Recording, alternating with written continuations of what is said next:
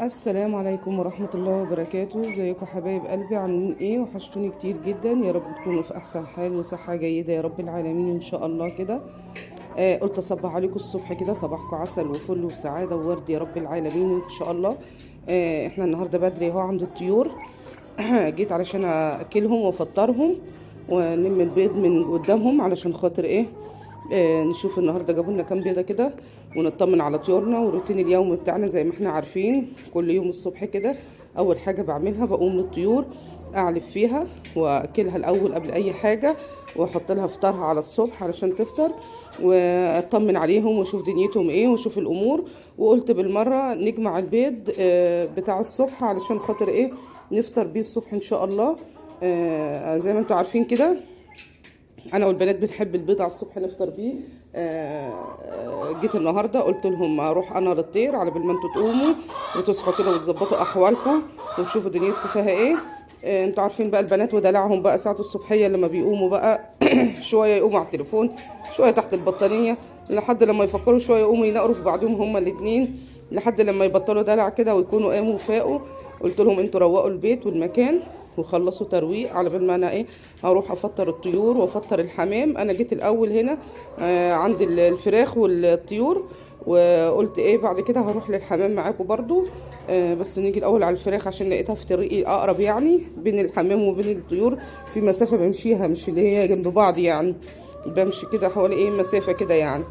فانا قلت ايه خلاص كده نيجي النهارده عند الطيور اهو الاول، دلوقتي نيجي عند الفراخ ونفطرهم ونشوف الدنيا فيها ايه، ونشوف البيض نشوفهم برضه معانا النهارده الصبح كده هنلاقي في بيض ولا لا. ندور كده بقى في الاماكن اللي بيبقوا يبيضوا فيها، ساعات بلاقيهم بايضين هنا ورا العلافات كده. بس هنا مفيش كده، هما بيجروا ورايا عشان عايزين احط لهم الاكل والفطار، وعارفيني اول ما بدخل من قبل ما بفتح الباب وهم بيبقوا عارفين بيشموا ريحتي من على بعد. لو هقول لكم بيسمعوا صوتي وانا جايه فبلاقيهم ايه جايين ورايا. طبعا جوه ما لقيتش فيه بيض، هنا اهو انا حاطه لهم العلافات دي كده، البيوت دي كده دي كانت بيوت بتاعت ارانب.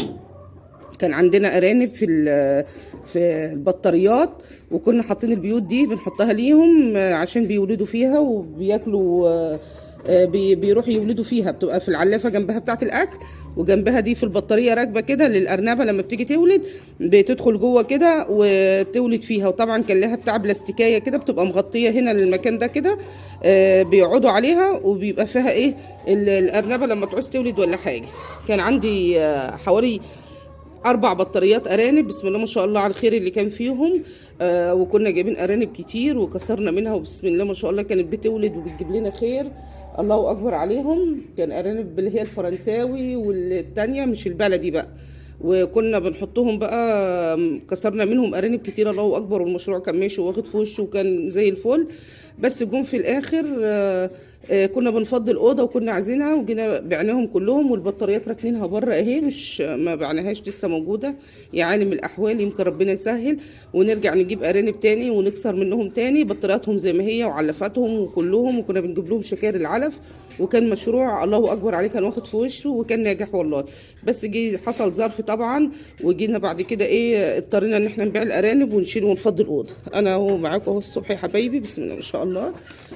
لقيت البيضه اهو، ربنا بعت 5 بيضات اهم، ادي 2 اهم، وادي بسم الله ما شاء الله 3 التانيين اهم. حطيت لهم انا بقى البتاعتين بتوع الارانب دول بيبيضوا فيهم اهم. هوريهم شكلكم كده من بعيد عشان تعرفوا تشوفوهم اهم. حطيتها لهم كده، وطبعا كنت حاطه لهم بيضه فيهم علشان ايه يتعودوا ان هم يبيضوا فيها، يعني احسن ما كنت بدخل الاوضه الاقيها متنطور هنا ومتنطور هنا في كل مكان شويه. فايه جيت رحت جايه حاطه لهم دول يبيضوا فيهم. وزي ما انتم شايفين اهو يا حبايبي بسم الله ما شاء الله الصبح، يعني 5 بيضات اهو كويسين.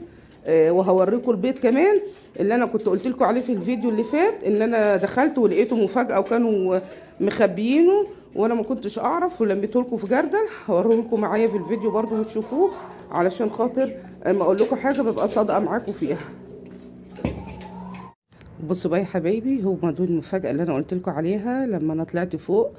وبسم الله ما شاء الله لقيت الفراخ عامله له مفاجأة تحت كان تحت ترابيزة كده فوق، وكانت متغطية ما كنتش شايفاها. بس انا والله ما كانش معايا التليفون ساعتها ان انا اصور، وطلعت نورة استعجلت ولميتهم وجابتهم في الجردل قبل ما انا اصورهم وهم في نفس المكان. دول كان 20 بيضة.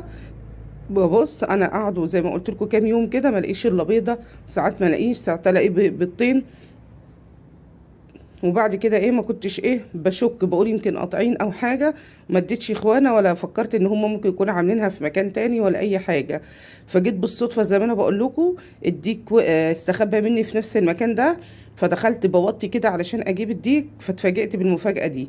لقيت ال20 بيضه متنطورين في المكان وكلهم جنب بعض كده. فرحت فرحه بصراحه. ما كانش بقى معايا ساعتها التليفون، والتليفون كان مع بنت هبه الصغيره كانت بتلعب بيه، ما عرفتش اجيبه ان انا اصور. وطلعت نوره بالجردل جابتهم ولميتهم كده في الجردل وفرحت بيهم والبنات فرحوا بيهم. بجد حتى لو حاجه بسيطه وحاجه، يعني اي حاجه كده حتى لو بسيطه بتفرح الواحد وبتخلي الواحد يحس ان الدنيا لسه بخير وان في خير. اي نعم هم 20 بيضه وحاجه حد ممكن يقول لي ان هي مش مستاهله يعني وكده، بس انا فرحت والله بيهم وان انا لقيت خير موجود تحتيهم. وهي دي فرحتي اللي هبه بعتتها لي، ربنا يفرح قلبها يا رب دايما وتفضل كده في سعاده وهنا. هي دي الفرحه يا حبايبي.